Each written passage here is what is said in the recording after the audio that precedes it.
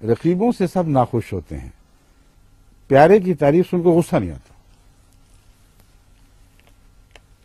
سوائے اس کے کہ یہ خطرہ ہو کہ دوسرے محبت کرنے والے اپنے محبوب کو مجھ سے چھین نہ لیں کہیں، یہ خطرہ ہو تو پھر غصہ آتا ہے۔ تو ان کو یہ خطرہ ہے، اگر یہ ہمیں رسول اللہ صلی اللہ علیہ وسلم سے دور سمجھتے ہیں تو یہ خطرہ کیسے لاحق ہو گیا؟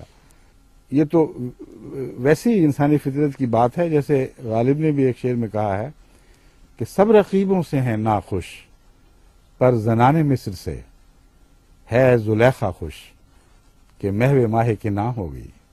مطلب یہ ہے سب رقیبوں سے ہیں ناخوش، رقیبوں سے سب ناخوش ہوتے ہیں، اس لیے نہیں کہ وہ تعریف کرتے ہیں، اس لیے کہ خطرہ ہوتا ہے کہ محبوب ہمیں چھوڑ کر رقیب کا نہ ہو جائے۔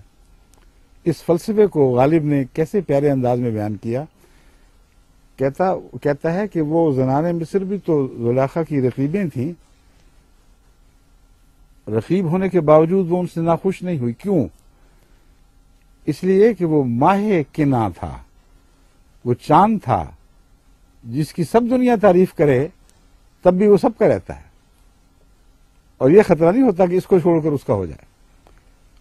اور حضرت یوسف علیہ السلام کے تعلق میں یہ مضمون یوں بنے گا کہ وہ کسی کا بھی نہیں بن سکا، ان میں سے کسی کا نہیں تھا، وہ تو آسمان کا چاند تھا، یہ زمین کی عورتیں تھیں، ان کی تعریف سے اس کو خطرہ کوئی نہیں تھا۔ زلیخا کو وہ جانتی تھی کہ یہ عصمت کا شہزادہ ہے، میرے دام فریب میں نہیں آیا تو ان کے دام فریب میں کہاں سے آ جائے گا؟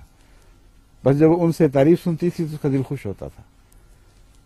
حضرت محمد رسول اللہ صلی اللہ علیہ وآلہ وسلم تو سینکڑوں یوسفوں سے بڑھ کر حسین تھے، آپ تو آسمان کے سورج تھے، سراج منیرہ کا لقب اللہ تعالیٰ نے آپ کو عطا فرمایا ہے۔ اس سورج سے پیار میں تمہیں کیا رقابت ہے، کیا رقابت کی تکلیف ہے؟ یہ تو سب دنیا کے لیے محبوب بن کر چمکا ہے، جو کل عالم کا اور کل عالم کا سورج اور کل عالم کو روشنی دینے والا، کل عالم کی جان کا سہارا ہے۔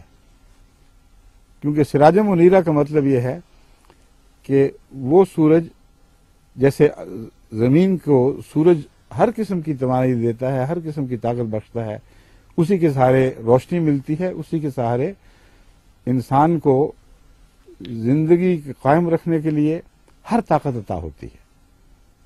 یہ گہرا مضمون ہے اس آیت میں، اس لیے یہاں رقابت کا کوئی سوال نہیں۔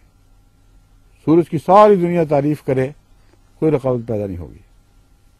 چاند کے منہ پہ بھی تھوکو گے تو تمہارے اوپر تھوک پڑے گا، بس نہ اس کی برائی سے کوئی انسان کچھ بگاڑ سکتا ہے کسی کا، نہ اس کی تعریف سے کسی کو تکلیف ہو سکتی ہے۔